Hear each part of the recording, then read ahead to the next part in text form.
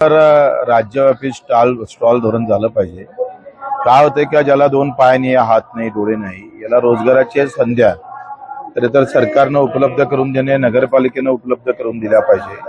आम्ही सातत्यानं याच्यासाठी भांडत असतो आणि इथल्या नगरपालिकेनं, शिर्डी नगरपालिकेनं जे उपलब्ध करून दिले स्टॉल, नगराध्यक्ष, नगरसेवक सगळ्यांचं मी आभार मानतो त्यांना।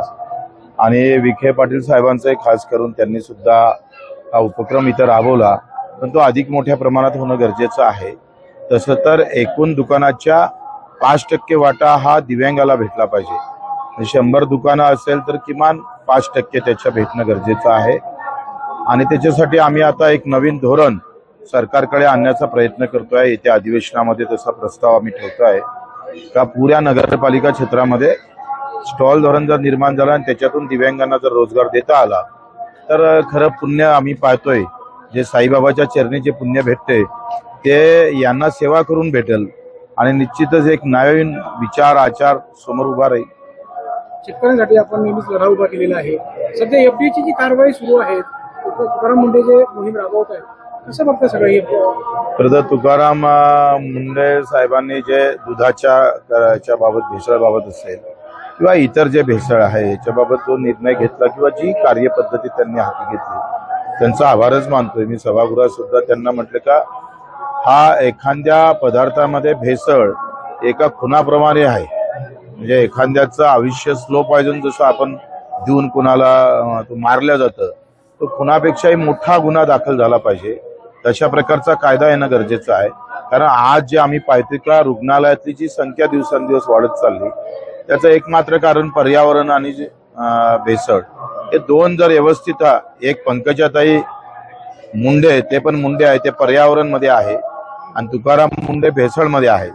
दोनही जर व्यवस्थित मुंडेनं काम केलं, एक मुंडे बरे काम करताय, दुसऱ्या मुंडेनं त्या ताकदीनं काम केलं तर चांगल्या प्रकारचे रिझल्ट महाराष्ट्राला पाहायला भेटत। अधिकारी जे आहेत ते त्यांच्या नाराजी व्यक्त करतात, लेखी तक्रारी सुद्धा आता अधिकारी तुकाराम मुंडेंच्या। ते कसं आहे, एखादं चांगलं काम करत असताना 10 लोक नाराज होणारच आहे, त्याच्याकरता काम केलं पाहिजे। हे जैन हिचं जे आंदोलन झालं जंतर मंतरवरती, तर काँग्रेस जनता पार्टीचं कसं बघतात की युवा पिढी आता सक्रिय होत चालली आहे किंवा चांगली गोष्ट आहे। मला असं वाटतं का त्यांनी जो मुद्दा हाती घेतला तो मुद्दा खरोखरच महत्वाचा आहे। जरी ते विरोधात असेल सत्तेच्या, तरी ज्या मुद्द्यासाठी ते लढतं तो विषय फार महत्वाचा आहे आणि निश्चितच त्याचं आम्ही समर्थन करतोय। कारण सरकारनं यामध्ये काही दुरुस्त्या करणं गरजेचे आहे। कारण आयुष्यामध्ये आता आपण जर पाहिलं तर एकतर शेती आहे, दुसरीकडे उद्योग टाकायला कुठं जागा नाही। तुम्ही पाहतोय का उद्योग किती लोकांच्या हाती आहे आणि कोणते उद्योग मोठे करतात, कशा प्रकारचे लहान लोक बर्बाद झाले। दुसरीकडे नोकऱ्या नाही आणि शासकीय नोकऱ्याशिवाय आता युवकांजवळ पर्याय पण नाही आहे। मग एका इकडे शेतीमालाला भाव देणार नाही, दुसऱ्या इकडे उद्योगधंद्याबाबत, बेरोजगाराबाबत काही निर्णय घेणार नाही, तिसऱ्या इकडे तुम्ही नोकरीमध्ये करप्शन करत असाल तर ते बंद झालं पाहिजे। त्याच्यानं जो मुद्दा हाती घेतला युवकांनी, त्यांनी जो मुद्दा घेतला हा अशा प्रकारचं सकारात्मक आणि राजकीय कार्याला धरून त्यांनी पुढाकार घेतला पाहिजे। सरकारच्या विरोधात आंदोलन केलं म्हणजे आमचे ते विरोधक आहे अशापैकी समजणारा मी नाही आहे। कारण हा देश आंदोलनातूनच उभा राहिला, कदाचित आंदोलन झालं नसते तर इंग्रज या देशातून गेले नसते। त्याच्यामुळं सत्तावाल्यांनी त्याचा एवढा राग करण्याची काही गरज वाटत नाही। फक्त आता ती ही सगळी तरुणाची शक्ती ही चांगल्या राजकीय कार्यासाठी कशी वळवता येईल याचा प्रयत्न झाला पाहिजे। ठाकरे म्हणतोय की युवांपेक्षा बुवांनी जी आहे ती संस्कृती नाचवली। काही बुवानं नाचवली त्याच्याबद्दल काही शंका नाही आहे। कारण बऱ्याच बुवांनी तुम्ही पाहतोय खरात बुवा झाला आणि त्यानं काय वाटोळं केलं तुम्हाला माहित आहे। असे बुवा खऱ्या अर्थानं त्यांना चटके दिले पाहिजे आणि त्याच्यासाठी एक मोहीम सुरू केली पाहिजे। जे असे चमत्कार आणि त्याच्यातून नमस्कार जो सुरू असतं याल्यावर बंधन घालणं फार महत्वाचं आहे। बाबा रामदेव देखील आता भारतीय संस्कृती जैनजीमुळे खराब होत चाललेली म्हणतात। मला माहित नाही का रामदेव बाबा ज्या पद्धतीनं, मला एक माहित आहे का रामदेव बाबांनी जे बचत गटाचे लहान लहान उद्योग आहे त्यांना कसं मदत करता येईल। काय होतंय का आपला जो पहिला भारत आहे हा ज्या व्यवस्थेतून निर्माण झाला त्या व्यवस्था खऱ्या अर्थानं टिकवणं गरजेचं आहे, त्याला रोजगार देणं गरजेचं आहे. आता रामदेव बाबाच मिरची पावडर काढून आलं तर बचत गटाचं मिरची पावडर घेऊन कोण? खांदानं मोठ्या उद्योगपत्यांना टाकलेच पाहिजे. ज्या आमचे लघु उद्योग आहे, आमचे ग्राम उद्योग आहे, ज्या महात्मा गांधीनं ग्राम उन्नतीनंच देशाची उन्नती होते, जी संकल्पना तुकडोजी महाराजांना मांडली होती ती मांडणं फार गरजेचं आहे. ते बंधनं घालणं. मी सुद्धा त्या बाबतीत आता विधान परिषदमध्ये अशा प्रकारचा कायदा करावा असं अशासकीय बिल माझ्या वतीनं आणणार आहोत. जे लहान उद्योग आहे, ग्राम उद्योग आहे, ते लहान माणसाच्या हातून जाता कामा नये. ती श्रीमंताच्या हाती गेले तर मग आता भेटणारा रोजगार पण त्याच्या हातून जाण्याची शक्यता आहे. विधानसभेमध्ये आपण म्हटलं होतं मरतं ते गरीबाचं मुलगा पोर मरतं, आमदार खासदाराचं मरत नाही. आपण ह्या मुद्द्यावर आजही ठाम आहात कारण आपण सत्ताधारी पक्षात आहे. पण सत्ताधारी म्हणजे काही आम्हाला दोन सिंह फुटत नाही.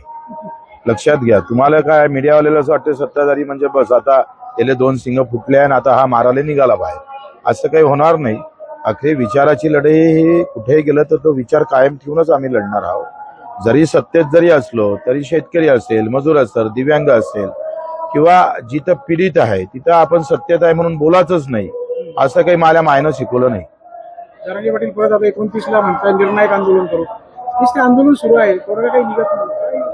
आता मी ठरवलं का कुठल्याही आरक्षणाबाबतच्या आंदोलनात ते कोणाचंही असो, मराठ्याचं असो, धनगर बांधवाचं असो का एसटीचं असो, कारण आम्ही आरक्षणात बोलू नये. कारण आमचं आंदोलन हे शेतकऱ्याचं आणि सर्वसामूहिक आहे. त्या शेतकऱ्याच्या याच्यामध्ये सगळ्याच जातीचे लोक आहेत. त्याच्यानं एका कुठल्या बाबद्दल बोलले तर ते नाराजी घ्यावं लागतं आणि शेतकरी आंदोलन कुठं तुटलं नाही पाहिजे याची काळजी आम्ही घेणार आहोत. त्याच्यानं जातीपातीच्या आंदोलनाच्या बाबतीत किंवा धर्माच्या त्याच्यामध्ये अधिक आपण नाक खुपसणं काही बरोबर वाटत नाही. मागील काही दिवसापूर्वी जरांगेंनी आंदोलन केलं होतं, त्यानंतर त्यांच्या मागण्या बंद झाल्या, आंदोलन सुटलं, पुन्हा आंदोलन केलं, मागण्या आता काही भागात पाऊस पडत नाही आहे, काही भागात अजूनही अडचणीचे विषय आहे, दुबारा पेरणी करावं लागतं. या सगळ्या संदर्भात सरकारनं अतिदक्ष घेणं गरजेचं आहे. हमी भाव जो आम्ही पाहतोय का 15% नफा धरून सुद्धा भाव भेटत नाही, तो 3% भेटतं. फक्त 3% नाही, -20% भाव भेटतं. हमी भाव निघतानाच -20% भेटतं. त्याच्यानं त्याचं मरण होऊ नये आणि या मरणामध्ये आरक्षणाच्या लढाईच्या अधिक महत्वाची लढाई मला हमीभावाची लढाई वाटतं आणि त्याच्यासाठी आम्ही लढू. जरांगे फक्त मुख्यमंत्री देवेंद्र फडणवीसांना टार्गेट करतात, कसं बघताय? मला असं वाटतं का तुम्हाला काहीतरी रोग लागलेला दिसतं एका नावाचा, त्याच्यानं तुम्ही त्या नाव सोडून अधिक चांगला विचार केला तर बरं होईल.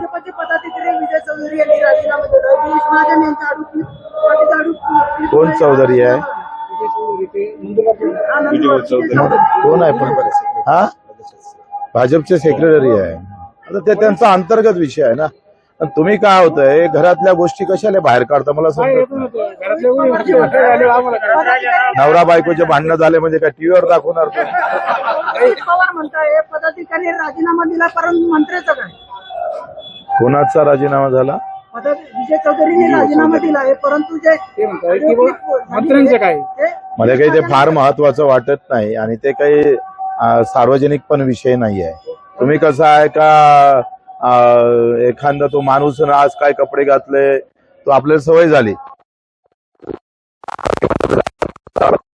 ही जी आहे ना ह्या बातम्या कमी करा, याला जास्त महत्व देऊ नका. काय होतं की नवरा बायकोचे भांडणे घरात झाले तर ठीक आहे, रस्त्यावर झाले लोक पण असू दे ना, रस्त्यावर भांडलं पाहिजे ना, त्यानं घरातच का भांडायचं?